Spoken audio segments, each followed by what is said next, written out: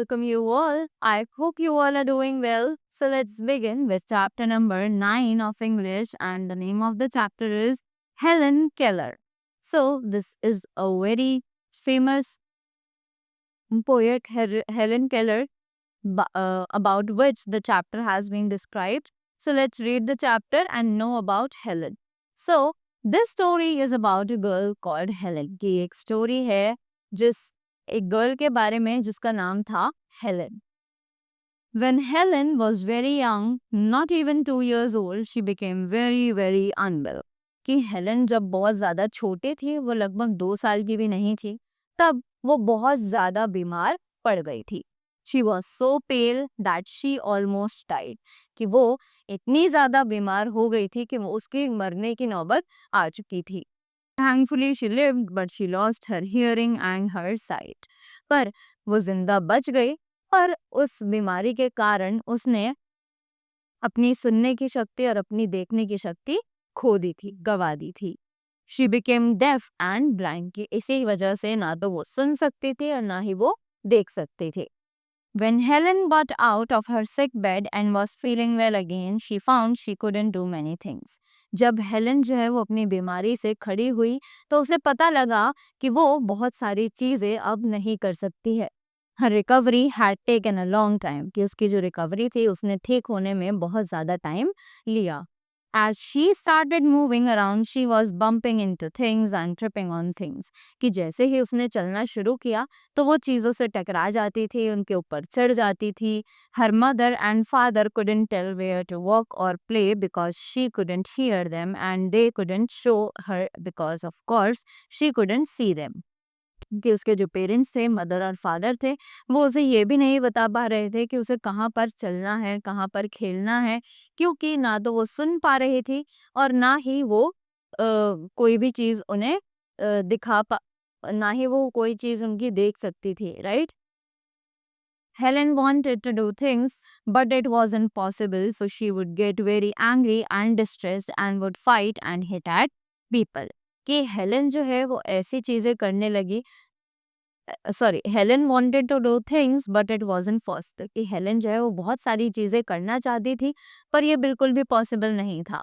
So she would get very angry and distressed and would fight and hit people. तो वो इसी वजह से बहुत ज़्यादा इरिटेटेड रहने लगी थी, बहुत ज़्यादा गुस्सा हो जाती थी, डिस्ट्रेस्ड हो जाती थी, और कभी कभी वो लोगों से लड़ना शुरू कर देती थी और उनको मारना पीटना भी शुरू कर देती थी. She couldn't talk because she had not learned to before she was sick, so she could not tell her parents what she wanted or what she was thinking. तो वो बात तो करना चाहती थी, पर उसने कभी बात करना सीखा ही नहीं, क्योंकि वो उस टाइम बहुत ज़्यादा बीमार थी और उसके पेरेंट्स उसे ये नहीं बता पा रहे थे कि उसे कैसे बोलना है. तो वो कभी अपनी चीज़ों को ना तो बता पाती थी कि उसे क्या चाहिए, वो कैसा फील कर रही है या फिर वो क्या सोच रही है, right? Her parents try to teach her things but it was very easier said than done. कि उसके पेरेंट्स उसे बहुत सारी चीज़ें सिखाना चाहते थे, पर जितना ये सुनने में इजी लग रहा है, ये उससे बहुत ज़्यादा हार्ड था. When Helen was about 7 years old, her mom and dad hired a teacher to come and live with them. अब जब हेलन 7 years की हुई तो उसके मॉम और डैड ने एक टीचर हायर करी जो आकर उनके साथ ही रहे और हेलन को कुछ चीज़ें सिखाए. The teacher had a very difficult job and tried many diverse ways to get Helen to understand. कि टीचर के लिए ये काम बिल्कुल भी इजी नहीं था, उसकी जॉब बहुत ज़्यादा डिफ़िकल्ट हो चुकी थी और बहुत सारे तरीकों से हेलन को समझाने की उन्होंने कोशिश करी. If you had a friend who could not see or hear, how could you get him to do things and learn about things? कि अगर आपका कोई दोस्त ऐसा होता जो ना ही सुन सकता है और ना ही देख सकता है, तो आप उसको चीज़ें कैसे समझाओगे, कैसे बताओगे, right? So you would have to get him use his or her hands to see and hear with. तो आपको उसके हैंड्स को यूज करना पड़ेगा ताकि वो कोई चीज समझे और उसको अप्लाई करे, right? So this is what Helen's teacher did, और यही काम हेलन के टीचर ने भी किया. She would let her do something like a tree or a horse, and she would get her to touch it so that she would get an idea of what its shape and size was.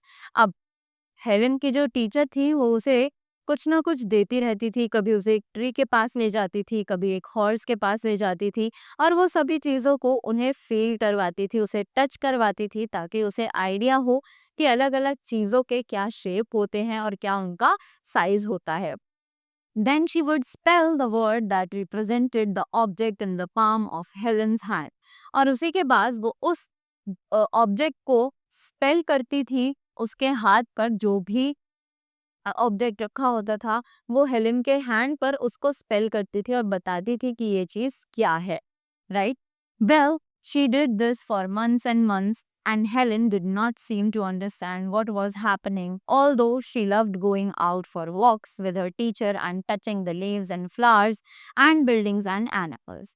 कि अब teacher ने ये बहुत सारे महीनों तक follow किया और हेलेन को कुछ भी समझ नहीं आ रहा था कि ये क्या चल रहा है। तो पर हेलेन को उनके साथ वॉक्स पर जाना पसंद था, वहाँ पर अलग-अलग चीज़ों को टच करना जैसे कि लीव्स को, फ्लावर्स को, बिल्डिंग्स को और एनिमल्स को टच करना उसे बहुत ज़्यादा अच्छा लगता था। And she was feeling much more contented and happy कि वो बहुत ही ज़्यादा कंटेंटेड और खुश भी फील करने लगी थी। Then one day, Helen's teacher was trying to teach her how to spell water, but she wasn't having much luck with it. अब एक दिन हेलन की जो टीचर है वो उसे सिखा रही थी कि वाटर को कैसे स्पेल करना है, पर हेलन का जो लक है वो शायद उसके साथ नहीं था। So she took Helen out into the yard where there was a water pump and then she pumped water onto Helen's hand and arms and face and head, and she kept spelling the letters water in the palm of Helen's hand. और Helen को इसीलिए उसकी teacher जो है जब उसे कुछ समझ नहीं आ रहा था तो हेलेन की टीचर उसे यार्ड में ले गई और वहां पर जो पानी का पंप था उससे उन्होंने हेलेन के हैंड्स पर, आर्म्स पर, फेस पर, हेड पर और पूरी बॉडी पर पानी जो है वो फेंका और उसके पाम पर कॉन्स्टेंटली वाटर को स्पेल करने लगी। All of a sudden, just like a miracle, Helen realized that the letters being made on her hand meant the stuff that was being washed over her arms and face. तो अचानक से उसे ऐसा लगा जैसे कि ये कोई मिरेकल हो। हेलेन ने रियलाइज किया कि ये लेटर्स जो हैं उसके पाम पर जो बार बार बनाए जा रहे हैं वो वही स्टफ है जो यूज किया जा रहा है उसके हैंड्स पर, उसके फेस पर और उसके आर्म्स पर, right? Then she understood that all the other things her teacher had been spelling on her hand represented the things that the teacher had gotten her to touch. तब उसे ये धीरे धीरे समझ आने लगा कि उसकी टीचर जो भी उसके लिए चीज लाती है, जो भी वो चीजें वो टच करती है, उनको वो उसके हैंड पर स्पेल करती है, right? From that time on Helen learn very fast. और इसके बाद हेलन ने चीज़ों को याद करना बहुत अच्छे से शुरू कर दिया था। She had discovered what words were even though she could not see them or hear them. अब उसे वो वर्ड्स भी समझ आने लगे थे जो ना वो देख सकती थी और ना ही सुन सकती थी, right?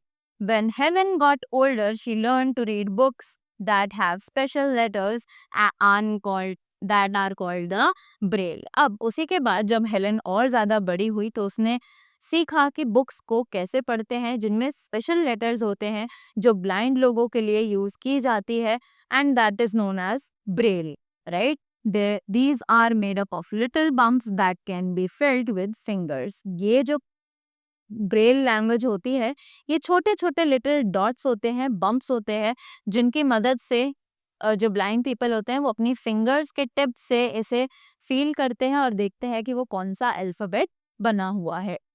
She later went to college and learned how to write. और उसके बाद वो कॉलेज गई और उसने वहाँ पर सीखा कैसे लिखते हैं, right? She wrote many books and then she traveled all over the world teaching and helping other people who were blind or are deaf. अब उसी के बाद उसने बहुत सारी बुक्स लिखी, बहुत सारी जगह ट्रैवल किया और उसने वहाँ पर सिखाया लोगों को, ब्लाइंड लोगों को और उन लोगों की हेल्प करी जो डेफ थे, right? One of the Helen's favorite book was the Bible, and by reading with fingers, she came to know all about Jesus and she learned to love the Lord and to live by his world. और उसी के बाद Helen की एक बहुत famous book थी जो उसने लिखी थी, जो थी बाइबल। और उसने उसमें से जीसस के बारे में सब पढ़ा और learn to love the lord, और उसने भगवान से प्यार करना सीखा। She was given several books that were written by an Emanuel Swedenborg, और उसने उसे बहुत सारी बुक्स दी गई थी जो कि इमैनुअल स्वेडनबर्ग ने लिखी थी, that a friend had transcribed into Braille, कि वो सभी उसे ब्रेल में ट्रांसफर करके दी गई थी। She read these books with great interest and became a firm believer in the teachings of the new church. अब उसी के बाद उसने बुक्स पढ़ना स्टार्ट किया और बहुत अच्छे इंटरेस्ट के साथ एक she he became a firm believer in teachings of the new church. She said that these teachings helped her great deal in understanding the Bible and also about the nature of her spirit. उसने बताया कि कैसे इस Bible ने उसे बहुत सारी चीजें समझने में हेल्प करी है। Helen's life was not wasted because she could not see and hear. हमें लगता है कि जो लोग नहीं देख सकते, जो लोग सुन नहीं सकते, उनकी लाइफ सिर्फ एक वेस्टेज है उनके लिए। बट हेलन प्रूफ कि जो लोग नहीं देख सकते या नहीं सुन सकते, उनकी लाइफ कभी भी वेस्ट नहीं जाती है। Right, her life was very rich and very happy and productive, कि वो अपनी लाइफ में बहुत ज़्यादा अमीर बनी, बहुत ज़्यादा खुशी से रही। Her life is an inspiration to all of us to do the best we can with the blessings of the God given to us, कि उसकी लाइफ जो है वो हमारे लिए एक इंस्पिरेशन बनी टू अस, दैट कैसे हम अपनी बेस्ट जिंदगी जी सकते हैं, even though if we have some of the negative points. हम गॉड, हमारे पास सिर्फ वर्ड की ब्लेसिंग्स होनी चाहिए, राइट, और हम अपनी लाइफ आसानी से जी सकते हैं। So this was the story about Helen Keller. I hope you all enjoyed it and learned something from this. So thank you so much and have a great day ahead.